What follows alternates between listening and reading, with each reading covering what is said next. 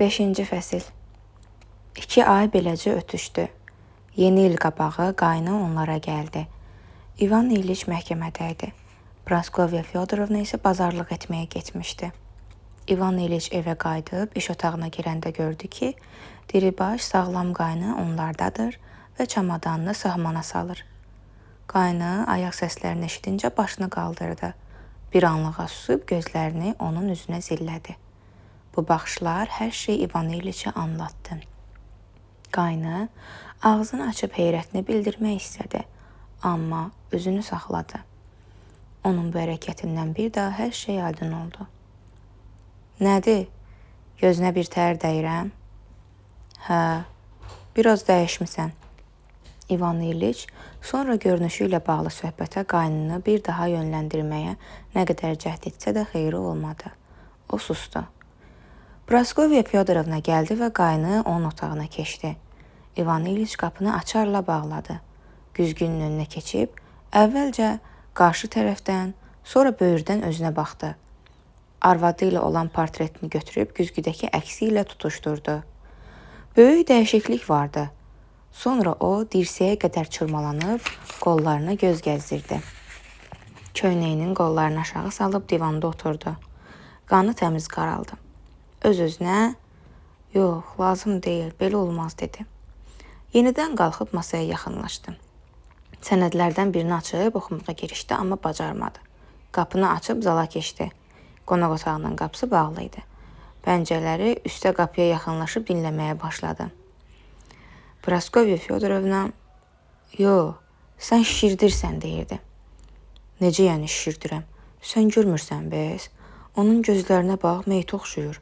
Bəbəklərin içində işıq deyilən şey yoxdur. Nə olub ona axı? Heç kim baş açmır. Nikolayevin dediklərindən başım çıxmır. Bu başqa həkim idi. Leşetitski, bu məşhur həkim idi isə, onun dediklərinin əksini söyləyir. İvan İliç oradan aralanıb öz otağına gəldi. Uzanıb düşünməyə başladı. Böyrək, yerini dəyişən böyrək. Böyrəyin necə qopub yerini dəyişməsi ilə bağlı həkimlərin onunla dediklərinin bircə yadına saldı. Qopub yerini dəyişən həmin böyrəyi xəyallarında tutub saxlayaraq yerinə bərkitməyə cəhd elədi. Ona elə gəldi ki, bu çox asan bir şeydir. Yox, gərək Pyotr İvanoviçə bir də baş çəkəm. Bu, həkim dostu olan bir yoldaşı idi. O, zınqırovu səsləndirib lakeyi çağırdı. Atı qoşmağı tapşırıb getməyə hazırlaşdı. Arvadı kədərli və İvan İliçin vərdiş etmədiyi mehribanlıq dolu bir tərzdə "Ceyn, hara belə?" deyə soruşdu.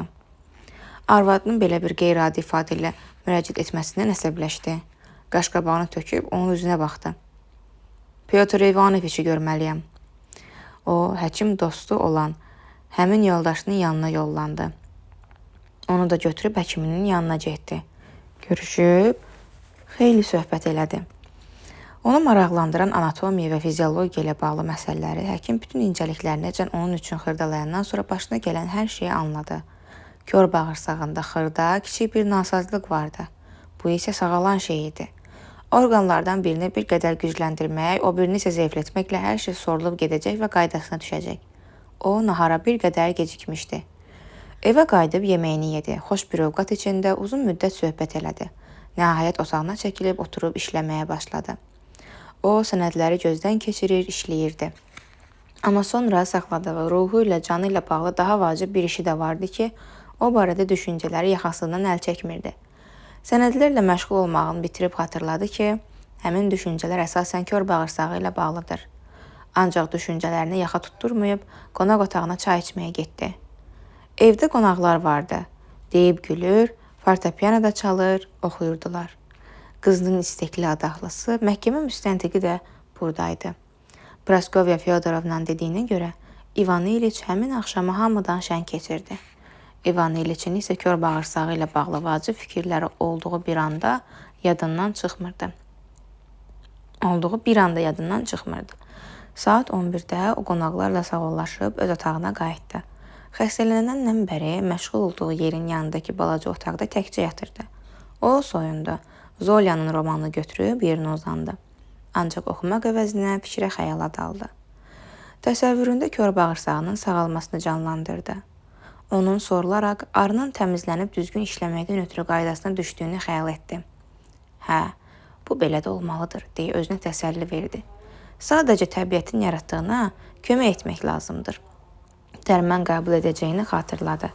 Yerindən qalxıb dərmanını qəbul etdi, arxası üstə uzanıb onun necə yaxşı təsir göstərməsinin, ağrıları necə aradan götürməsinin fərqinə vardı. Vaxtında dərmanları içmək, zərərverici təsirlərdən uzaq olmaq lazımdır. Artıq özümü yaxşı hiss eləyirəm, dəfələrlə yaxşı. Böyrünü əlləşdirməyə başladı. Deyəsən ağrımırdı. Hə, özüm elə də hiss eləmirəm, amma doğrudan da çox yaxşıyam. O, şamı söndürüb, böyrü üstə uzandı. Kör bağırsağı sorulub düzəlirdi. Birdən o, köhnə tanış, soqquldayan, arası kəsilmək bilməyən, sakit və kəskin ağrını yenidən canında hiss elədi. Yenə də ağzında həmin o tanış, iyrənc dadı duydu. Ürəyi çəkildi, başı gicəlləndi. Öz-özünə deyindi. Ya Rəbbim, yenə başlandı. Yox, bunun bir sonu olmayacaq. Bunun bir sonu olmayacaq heç vaxt. Qəfildən elə bir məsələyə başqa gözlə baxmağa başladı. Kör bağırsaq, böyrək, dedi. Yox, məsələ nə kör bağırsaqdır, nə də böyrəkdə. Məsələ yaşamaqdadır. Bir də ölümdə. Hə, yaşayırdım. Budur, ömür keçib gedir və mən onu heç cür yolundan saxlaya bilmərəm. Özümü niyə aldadım axı? Öləcəyimi özümdən başqa hamı bilir axı. Məsələ həftələrdə, günlərdədir. Bəlkə də elə bu saat öləcəm. Əvvəl işıqlı dünyadaydım. İndi qaranlıqlar aləminə çəkiləcəm. Əvvəl buradaydım, indi orada olacam. Harda? Canını bir soyuqluq bürüdü. Nəfəsi kəsildi. Qulağına ancaq ürəyinin döyüntüsü gəldi. Mən olmasam, gün nəsə baş verəcək. Heç nə olmayacaq. Bəs gedəndən sonra məkanım ara olacaq. Doğrudanmı bu ölümdür? Yox, istəmirəm. O yerindən sıçrayıb şamı yandırmaq istədi. Titrəyən əlləri ilə şamı axtardı. Onu şamdan qarışıq yerə saldı. Yenidən geriyə yastığa sərələndi. Gözlərini qaranlığa dikərək öz-özünə pıçıldayırdı. Nə mənası? Onsuz da bu ölümdür. Hə, ölüm. Bax, o bir otaqdakilərin heç biri bilmir. Bilmək belə istəmir. Heç vecinə də deyil onların. Oxuyub oynayırlar özləri üçün. O bağlı qapının o üzündən davamlı olaraq hayküy, mahnıların xorla ifadə edilən nəqarətlərini eşidirdi. Veclərinə də deyil. Amma onlar da öləcək. Axmaqlar. Məndən sonra əvvəl-axır onlar da öləcək. Amma dünya veclərinə deyil, sevinirlər heyvanlar. Hirsindən boğulurdu. Əzab içindəydi. Dözülməz haldaydı artıq. Ancaq bu dəhşətli qorxunu hamının həmişə yaşaması mümkün olan şey deyil. O ayağa durdu. Nəsə vəziyyət yaxşı deyil. Sakitləşmək, kirimək lazımdır. Hər şeyi başlanğıcdan götür-qoy etmək gərəkdir. O bu barədə fikirləşməyə başladı. Hə, xəstəliyim belə başladı. Yıxılıb böyrü üstə yerə dəydim. Amma halım elə də dəyişmədi. Elə onda da, səhərsi də, sonraki günlərdə də pis deyildim. Sonra böyrüm biraz sızıldamağa başladı. Ağrım get-gedə artdı, ardınca da həkimlər. Yenidən ağrılarım, sıxıntılarım və yenə həkimlər. Hər şey məni bir uçuruma doğru sürükləyirdi. Budur, artıq uçurumun kənarındayam. Taqətim qalmayıb. Getdikcə daha da yaxınlaşıram. Budur, zəifləmişəm. Gözümün nuru ölüb. Başımın üstünü ölüm kəsdirib. Məni isə bağırsağımın dərdi götürüb. Düşünürəm ki, onu necə sağaldım? Axı bu ölümdür. Hə, ölümdür. Görəsəm, bəs doğrudanmı ölümdür? Yenidən dəhşət onu bürüdü, təngi nəfəs oldu. Dirsəyini dolabçaya sıxdı və əyilib kibrit axtarmağa başladı. Dolabça ona mane olurdu, dirsəyini ağrıdırdı. Dilxor oldu, hirsindən dirsəyini dolabçaya biraz da bərk sıxınca onu aşırdı. Ümidsizcəsinə tövşüdü. Arxası üstə sərilənib, indici öləcəyini gözləməyə başladı. Bu zaman qonaqlar gedirdi. Praskovya Fyodorovna onları ötürürdü. Daqqıltı eşidib otağa girdi. O nə səsi idi elə? Heç nə, bilmədən dolabçanı aşırtdım. Praskovya Fyodorovna çıxıb bir şam gətirdi. İvan İliç bir versiyol qaçmış adam kimi arxası üstə sərələnib tövşüyür, çətinliklə nəfəs alır, gözlərini arvadına zilləyib baxırdı. Nə olub Jane? İvan İliç düşündü ki, bunu nə deyim axı, onsuz da başa düşməyəcək. Heç nə, aşırtdım. Praskovya Feodorovna həqiqətən heç nə başa düşmədi. Dolabçanı qaldırdı. Əri üçün şam yandırıb tələsik getdi. Çünki digər qonaqları da yola salmalı idi. Qayıdıb gələndə o hələ də arxası üstə idi. Gözlərini yuxarı zilləyib uzanmışdı. Nə olub sənə? Özünü pis hiss eləyirsən? Hə. Praskovya Feodorovna başını yırğalayıb oturdu. Bilirsən, Cin, düşünürəm ki, Leşetitskini buraya çağırmalıyıq. Bu məşhur həkimi evə dəvət etmək və pul əsirgəməmək demək idi. İvan İliç acı-acı gülümsünüb, yox, dedi. Arvadı bir qədər də yanında oturdu və onun alnından öpdü. İvan İliç bu an bütün varlığı ilə ona nifrət edirdi. Arvadı alnından öpəndə onu itələməkdən özünü güclə saxladı. Gecən xeyrə qalsın. Tanrının köməkliyi ilə yatarsan. Oldu. 6-cı fəsil. İvan İliç öləcəyini bilirdi və daimi bir ümidsizlik içində idi. Öləcəyinə ürəyinin dərinliyində inansa da, bununla barışa bilmirdi. Sadəcə ölümü başa düşmürdü, heç cür anlamırdı. Kizevetr məntiqində oxuyub öyrəndiyi sillogizm nümunəsində deyilirdi ki, Kay insandır. İnsanlar öləridir. Buna görə Kay daha ölümlüdür. Ömrü boyu fikirləşirdi ki, ölüm ona deyil, yalnız Kaya aid ola bilər. Kayın insan olmağına ümumiyyətlə məxluq deyilən şeyi tamamilə ədalətli sayırdı. Amma o nə Kay idi, nə də məxluq. Özünü həmişə hamıdan fərqli bir varlıq hesab edirdi. Ata-anası, Mitya və Volodya, oyuncaqları, faytonçuları, dayələri ilə, daha sonra Katinka ilə uşaqlığının, yeniyetməliyinin, gəncliyinin bütün sevincləri, kədərləri, xoşbəxtlikləri ilə birlikdə o bir Vanya idi. Məgər Vanyanın sevdiyi zolaqlı topun dəri qoxusundan Kayın xəbər ola bilərdimi? Heç Kay anasının əlini onun kimi öpə bilərdimi? Heç anasının ipək donunun qırışlarından gələn ecazkar xışıltını onun kimi duya bilərdimi? Məgər o, heç hüquqşünaslıq məktəbində piroqdan ötürü qiyam qaldırıbmı? Bəs heç Kay onun kimi aşiq olubmu? Heç məhkəmə iclaslarını onun kimi apara bilərdimi? Kay dəqiq ölümlüdür və onun ölməyi düzgündür. Amma mənim üçün, Vanyadan ötürü, İvan İliçə görə, bütün hisslərimə, düşüncələrimə rəğmən, ölüm tamamilə fərqli bir şeydir. Ölümün məni izləməsi mümkün deyil. Bu, çox dəhşətli bir şey olardı. Ona belə gəlirdi. Kay kimi öləsi olsam, bunu mütləq bilmiş olardım. İçimlə hiss eləyərdim. Canımda belə bir şey duymamışam axı.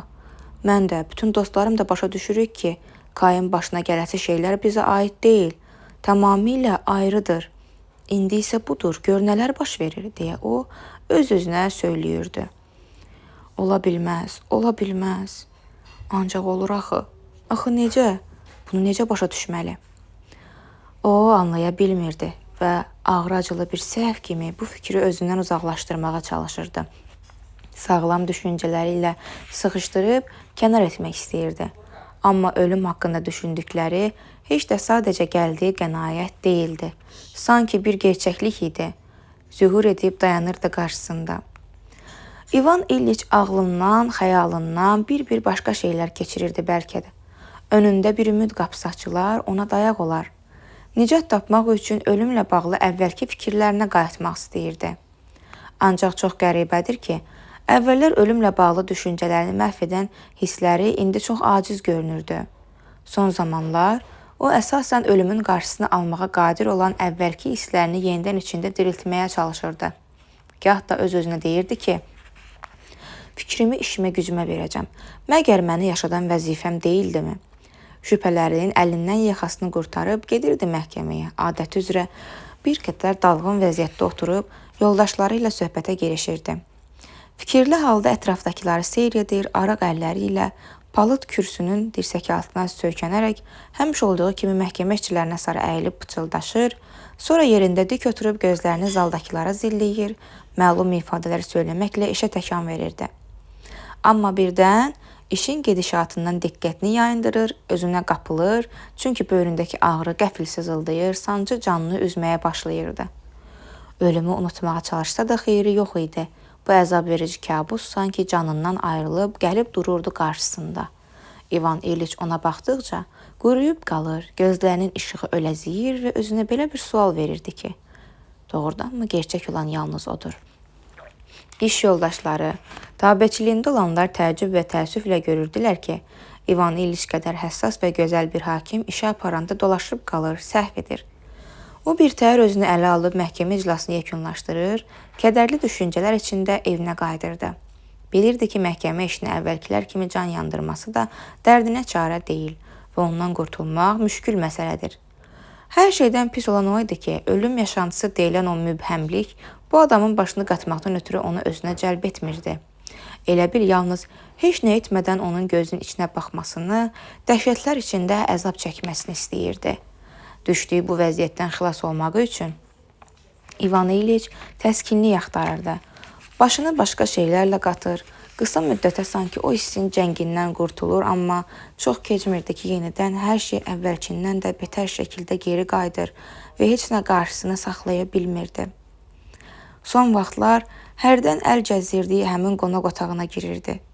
Yadına düşəndə acı-acı gülümsünürdü ki, bu onun yıxıldığı, zədə aldığı və həyatını ölümlə üz-üzə qoyduğu həmin o otaqdır. Bu dəfə həmin otağa girəndə üzərinə lak çəkilmiş masanın üstündə çapıq izi olduğunu gördü. Bunun səbəbini axtarıb albomun kənara əyilmiş bürünc bəzəklərində tapdı. Özü üçün əziz olan, sevə-sevə tərtib etdiyi albomu əlinə aldı. Qızının və onun yoldaşlarının laqeydliyinə üzüldü.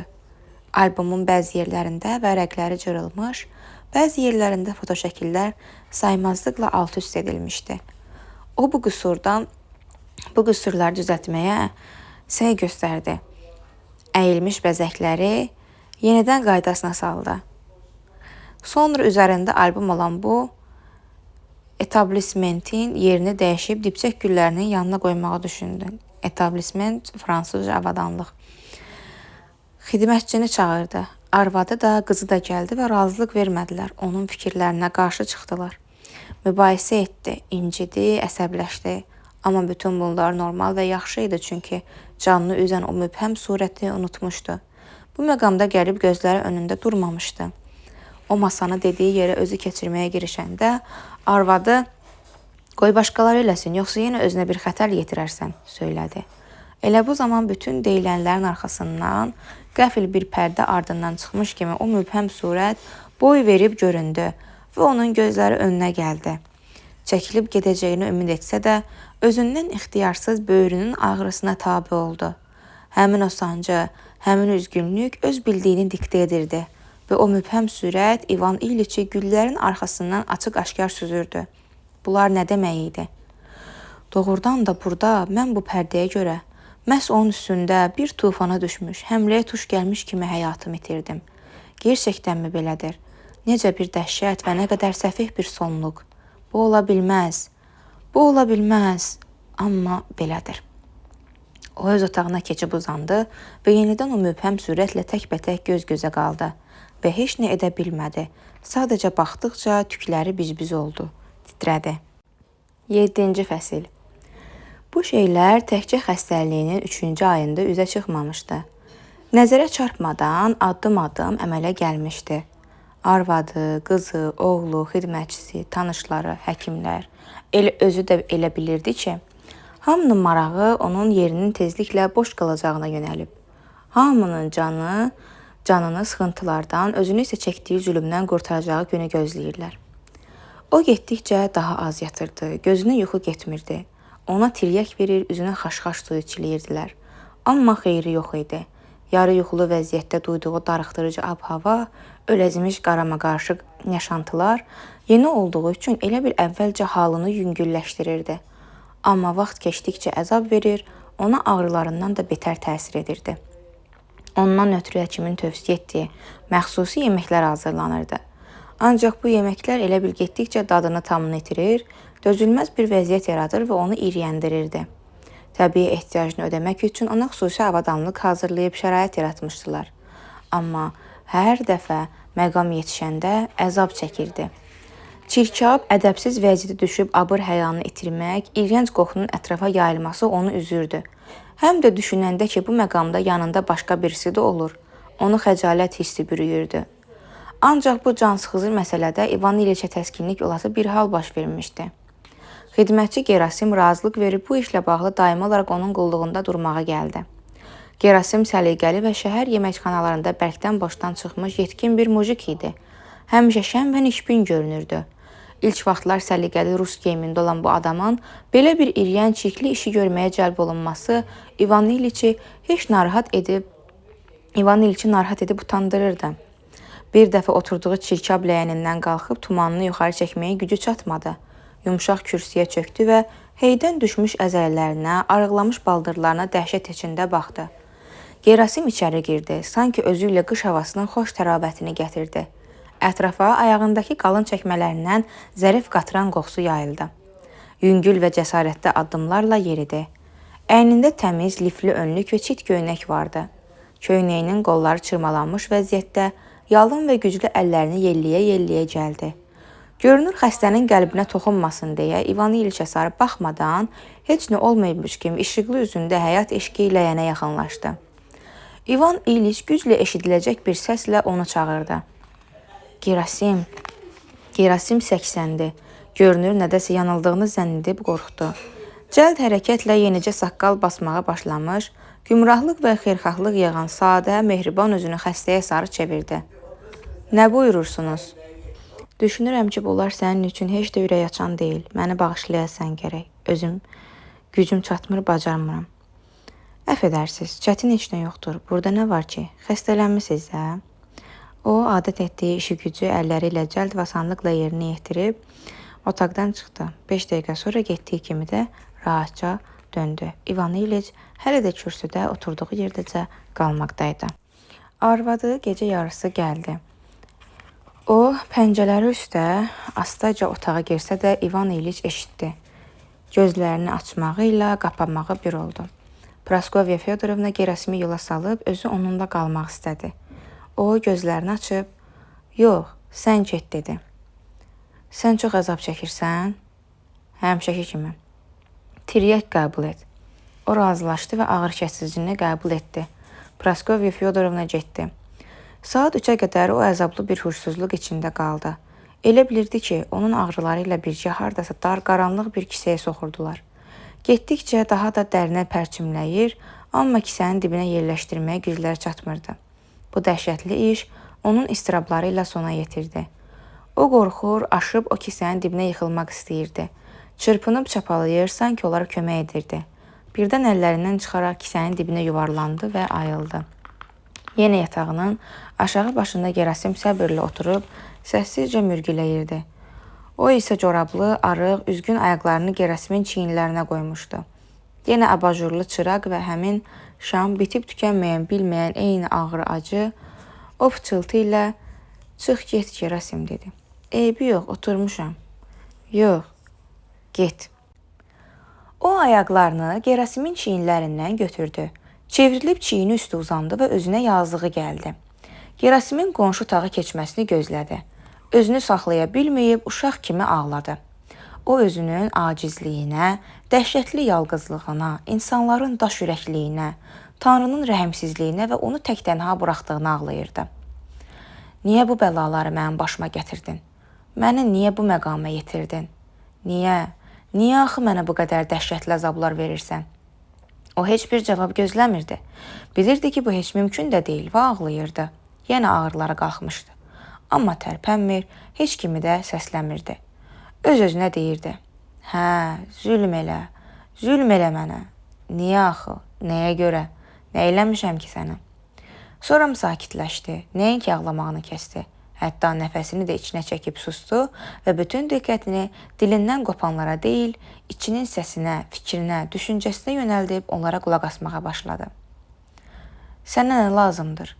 Onun eşitdiyi birinci sual aydın şəkildə başa düşülən bir tərzdə idi. Sənə nə lazımdır? Nə istəyirsən? Deyə O da öz-özünə təkrarladı. Nə istəyirəm? Əzab çəkməmək istəyirəm.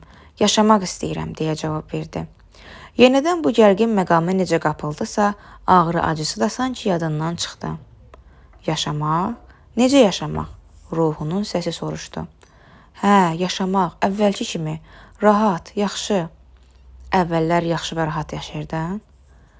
İvan İliç təsəvvüründə ömrünün ən gözəl anlarını canlandırmağa çalışdı. Amma çox qəribədir. Bircə uşaqlıq illəri ilə bağlı ilk xatirələrindən başqa, həyatının gözəl, firavan saydığı çağları indi tamam başqa cür gəldi ona. Nədənsə uşaqlıq illəri həqiqətən də ona çox canayatımlı gəlirdi. O çağlar qayıtmış olsaydı, yenidən yaşamaq olardı. Ancaq o illərin gözəlliyini duymuş adam artıq yox idi.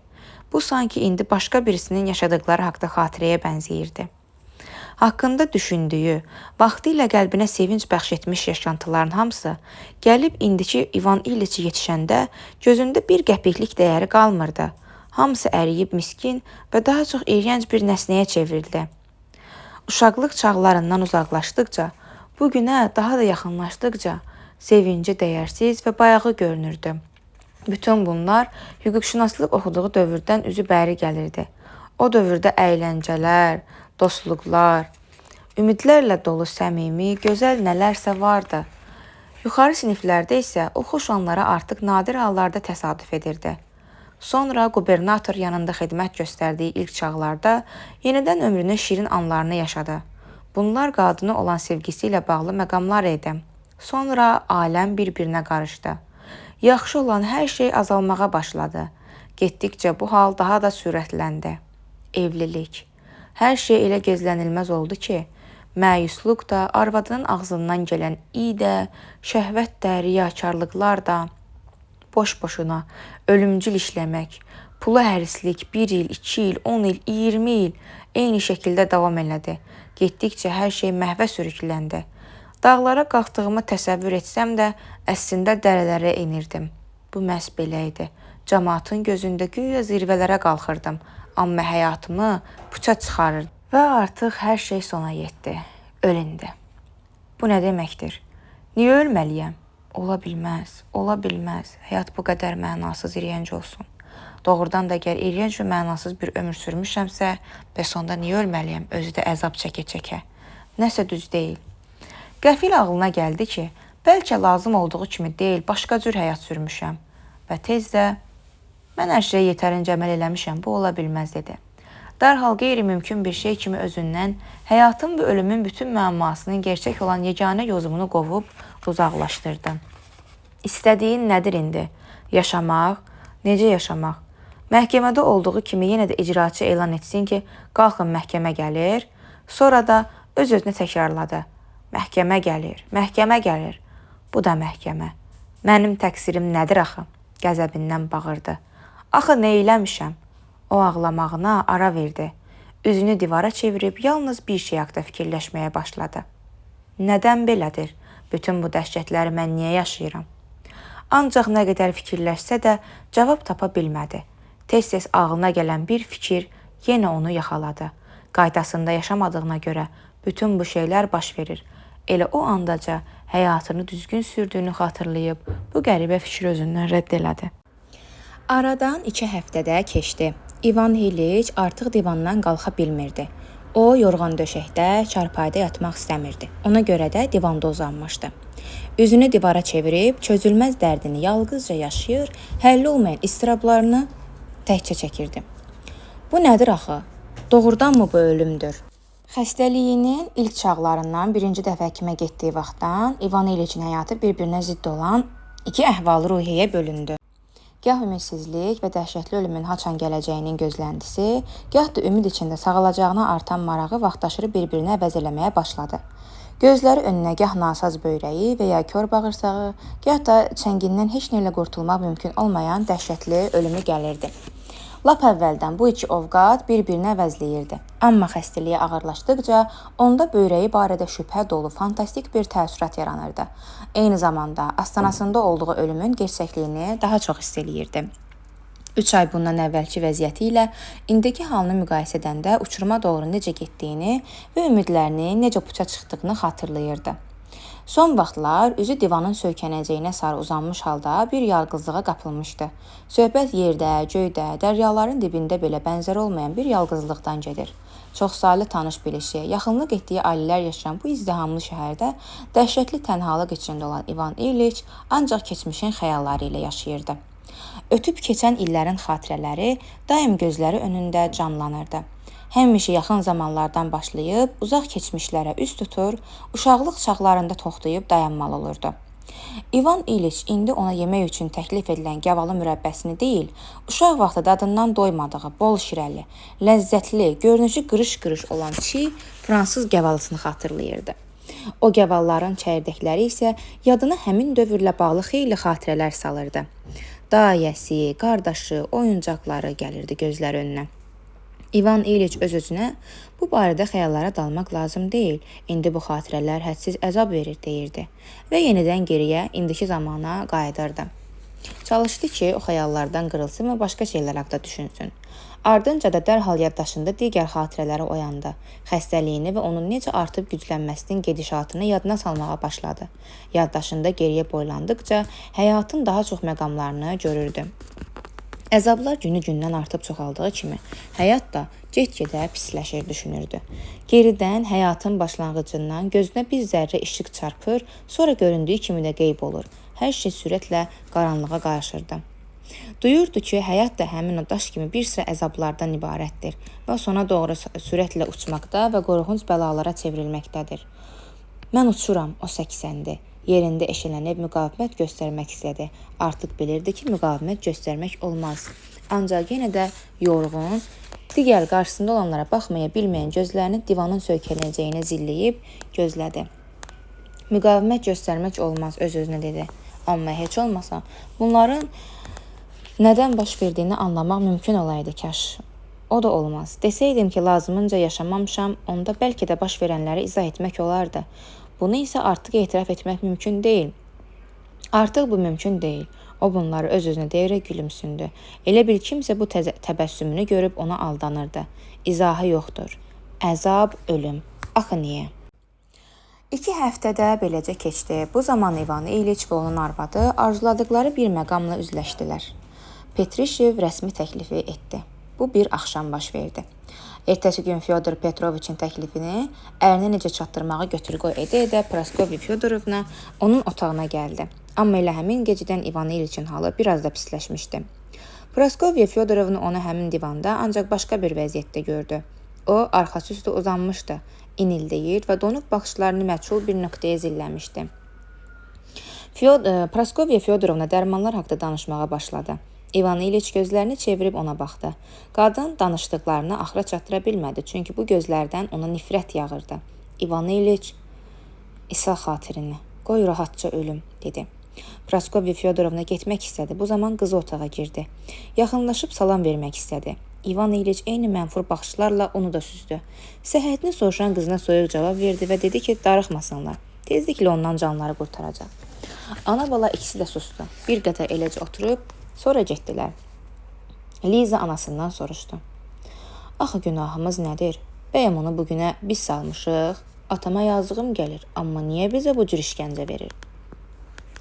Həkim həmişəki vaxtında gəldi. İvan İliç qəzəb dolu gözlərini ondan ayırmadan suallarını ancaq hə və yoxla cavabladı. Axırda isə dedi.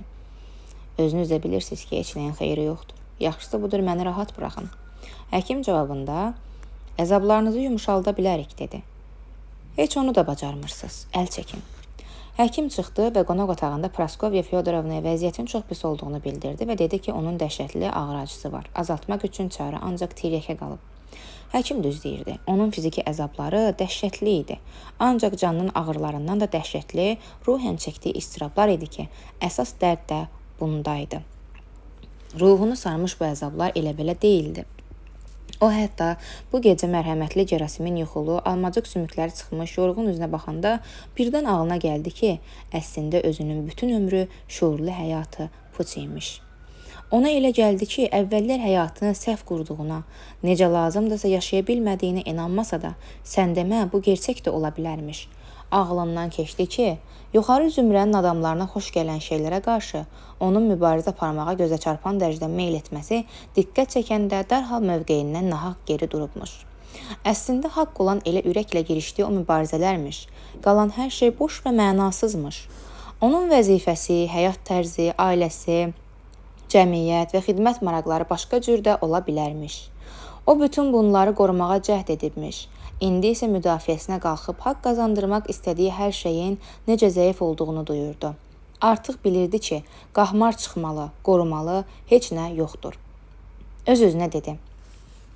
Doğrudan da belədirsə, mənə verilənləri məhv etmiş bir insan olduğumu və bu səhvləri düzəltməyin mümkünsüzlüyünü anlayaraq dünyadan köçürəm. Hə, nə olsun? O arxası üstə uzandı, bütün həyatını yeni bir tərzdə saf-çürük eləməyə başladı. Səhər çağı lakeyi, sonra arvadını, qızını və həkimi görəndə onların hərəkətləri, dedikləri hər kəlmə, söz onun gecə gəldiyi dəhşətli nəticələri təsdiqləyirdi. Yaşadıqlarını, keçirdiyi hissləri, onların davranışları sübut edirdi. Bütün bunlar heç də yaxşı bir şey deyildi. Həyatı da, ölümü də örtbasdır edib gizlədən dəhşətli və böyük bir yalan, saxtakarlıq idi. Düşündüyü bu şeylər üst-üstə qalaqlandıqca canının ağrıları da 10 qat artırdı. O inləyib çapalayır, əynindəki paltarını dartışdırırdı. Elə bilirdi onu boğan, əzən odur. Buna görə də geyim deyilən şeydən artıq zəhləsi gedirdi. Ona qədərindən artıq tiryək verdilər. Huşu başından çıxdı, amma nahar vaxtı yenə həmin halları geri qayıtdı. O hamını otaqdan çıxarıb çırpınıb çapalamağa başladı. Arvadı yanına gəlib dedi. Jin, əzizim, bunu mənə görə et. Bu, ziyan vurma, çox vaxt kömək eləyir. Elə belə şeydir, çətin deyil. Sağlam adamlar da tez-tez. Nə? Özümdən ötürü dua oxuyum? Niyə? Gərək deyil. Buna bax bir. Necə bilirsən, əzizim? Qoy öz rahibimizə xəbər yollayım, razısanmı? O çox gözəl bir insandır. Yaxşı, olsun. Rahib gəlib onun günahlarını yumaq üçün ayinlər icra etdi. İvan İliç bir qədər yumşaldı, sanki şübhələrindən, əzablarından qurtuldu. Bircə anlıq da olsa içində bir ümid cücərdi. Yenə kör bağırsaq barədə onun sağaltmağın yolları haqqında düşünməyə başladı. Oxunan duaları gözyaşlı qəbul etdi. Ayin bitəndən sonra onun yerini uzadanda bir anlıq yenə özünü rahat hiss elədi və təzədən içində bir həyat eşqi baş qaldırdı. Ona təklif olunan cərrahi əməliyyat haqqında düşündü və öz-özünə yaşamaq istəyirəm. Arvadı onu ayin münasibəti ilə sadə sözlərlə, adi ifadələrlə təbrik etdi və soruşdu. İndi halın daha yaxşıdır, elə deyilmi? O arvadının üzünə baxmadan, hə, dedi. Onun geyim keçimi, üzünün ifadəsi, duruşu, səsi İvan İliçə bircə şey diktə edirdi. Boş şeydir, sən demə bütün ömrüm, yaşantılarım puç imiş. Hər şey həyatı, ölümü pərdələyən uydurma və yalandan ibarətmiş. O bunları düşününcə içində bir nifrət oyandı. Həm də ölümün yaxın və qaçılmaz olduğunu bildirən canının əzabları yenidən baş qaldırdı. Tamam başqa bir hala düşdü. Nəsə içində buruldu, canlı atəşlərə yaxıb nəfəsini kəsdi. O, hə deyəndə üzünün ifadəsi dəhşətli idi. Arvadının düz üzünə boylanıb zəif olmasına baxmayaraq cəld arxası sərələndi və gedin, məni rahat buraxın, deyə çığırdı. O andan başlayaraq düz 3 gün çığırtısı kəsmədi. İvan İliç elə cür nalə çəkirdi ki, lap 2 qapı o yana da eşidənlərin tüklərini ürpədirdi. Arvadına cavab verəndə məhvə getdiyini, geriyə yolun olmadığını, sonunun çatdığını, özü də bir dəfəlik çatdığını başa düşmüşdü. Ondan ötürü zamanın mövcud olmadığı həmin o 3 gün ərzində gözə görünməz və məğlub edilməz bir gücün qüvvənin pərçimlədiyi qaranlıq bir aləmin kənarında çapalaya-çapalaya qalmışdı. Xilas olmayacağını dərk edən, ölümə məhkum birisinin cəlladının əlində çırpındığı kimi əlləşib vuruşurdu. Müqavimət göstərməsinin, mübarizə aparmaq səylərinin heç bir xeyri yox idi. Ambanı hiss eləyirdi ki, ona dəhşətlər yaşadana get-gedə daha da yaxınlaşır. Hiss eləyirdi ki, onu qara bir keçiddən o yana pərçimləmək istəyən qüvvə və əzablarını dözülməz hala gətirir. Dərd də ondaydı ki, darısqal olduğuna görə oraya keçə bilmirdi. Daha doğrusu, onu həmin məkana girməkdən saxlayan şey həyatının yaxşı keçdiyinə inanması idi. Bu inancı isə o qaranlıq lağımın darısqal girəcəyindən ötüb addımlamağa qoymur, əvəzində isə daha çox əzab verirdi. Qəfil elə bil sinəsindən, böyründən güclü bir zərbə indirdilər. Nəfəsi təngiməyə başladı və həmin dar keçiddən o yana birbaşa qaranlıq lağımın içinə yuvarlandı.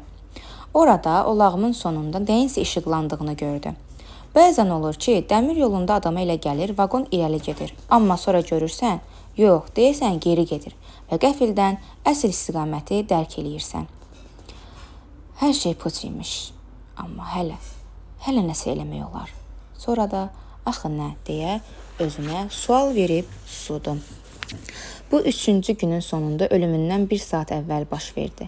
Bu zaman gimnaziyaçı oğlu üsulluca atasının otağına girib onun yatağına yaxınlaşdı. Can üstü olan İvan İliç ümidsizcəsinə çığırır və əl-qol atırdı.